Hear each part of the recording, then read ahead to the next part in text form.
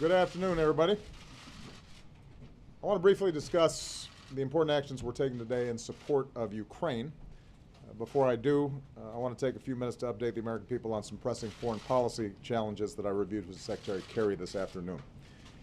First of all, I thanked Secretary Kerry and our outstanding civilian and military leaders in Afghanistan for their success in helping to break the impasse over the presidential election there.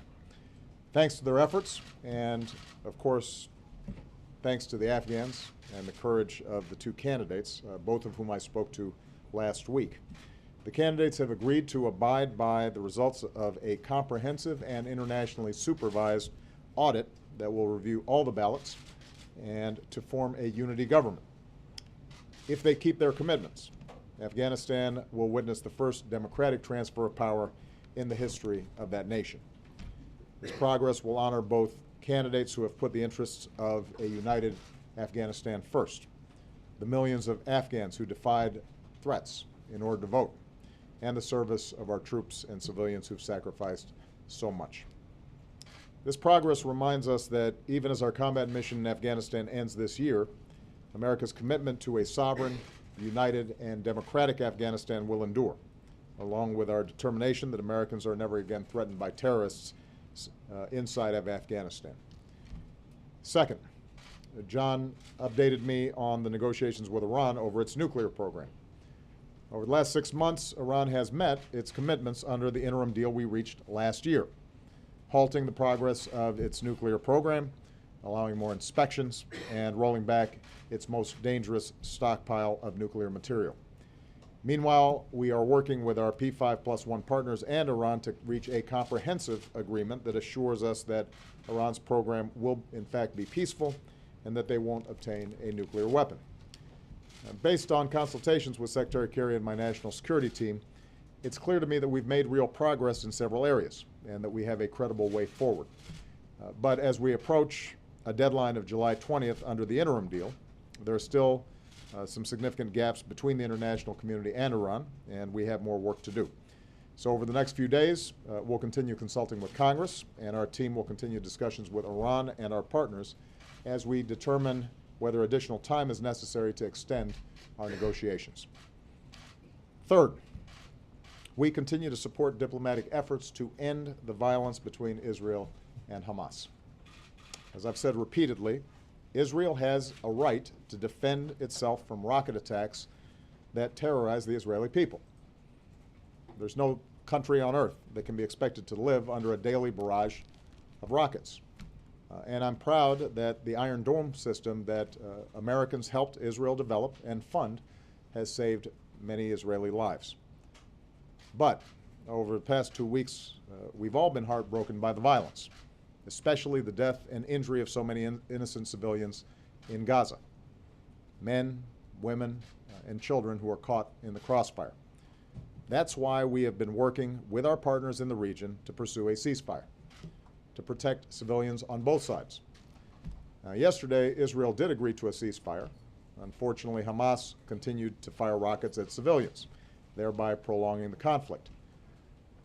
But the Israeli people and the Palestinian people don't want to live like this. They deserve to live in peace and security, free from fear. And that's why we're going to continue to encourage diplomatic efforts to restore the ceasefire, and we support Egypt's continued efforts to bring this about. Over the next 24 hours, we'll continue to stay in close contact with our friends and parties in the region, and we will use all of our diplomatic resources and relationships to support efforts of closing a deal on a ceasefire. In the meantime, we're going to continue to stress the need to protect civilians in Gaza and in Israel and to avoid further escalation. Finally, given its continued provocations in Ukraine, today I have approved a new set of sanctions on some of Russia's largest companies and financial institutions. Along with our allies, with whom I've been coordinating closely the last several days and weeks, I've repeatedly made it clear that Russia must halt the flow of weapons and fighters across the border into Ukraine, that Russia must urge separatists to release their hostages and support a ceasefire, that Russia needs to pursue internationally mediated talks and agree to meaningful monitors on the border. I've made this clear directly to Mr. Putin. Many of our European partners have made this clear directly to Mr. Putin. We have emphasized our preference to resolve this issue diplomatically, but that we have to see concrete actions and not just words, that Russia, in fact, is committed to trying to end this conflict along the Russia-Ukraine border. So far, Russia has failed to take any of the steps that I mentioned. In fact, Russia's support for the separatists and violations of Ukraine's sovereignty has continued. On top of the sanctions we've already imposed, we're therefore designating selected sectors of the Russian economy as eligible for sanctions. We're freezing the assets of several Russian defense companies, and we are blocking new financing of some of Russia's most important banks and energy companies. These sanctions are significant, but they are also targeted, designed to have the maximum impact on Russia while limiting any spillover effects on American companies or those of our allies. Now, we are taking these actions in close consultation with our European allies who are meeting in Brussels to agree on their next steps. And what we are expecting is that the Russian leadership will see once again that its actions in Ukraine have consequences, including a weakening Russian economy and increasing diplomatic isolation. Now, meanwhile, we're going to continue to stand with the Ukrainian people as they seek to determine their own future. Even in the midst of this crisis, they have made remarkable progress these past few months. They held democratic elections. They elected a new president. They're pursuing important reforms, and they signed a new association agreement with the European Union. And the United States will continue to offer our strong support to Ukraine to help stabilize its economy and defend its territorial integrity. Because, like any people, Ukrainians deserve the right to forge their own destiny.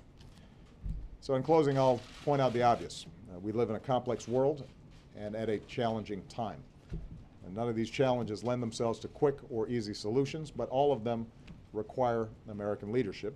And as Commander-in-Chief, I'm confident that if we stay patient and determined, that we will, in fact, meet these challenges.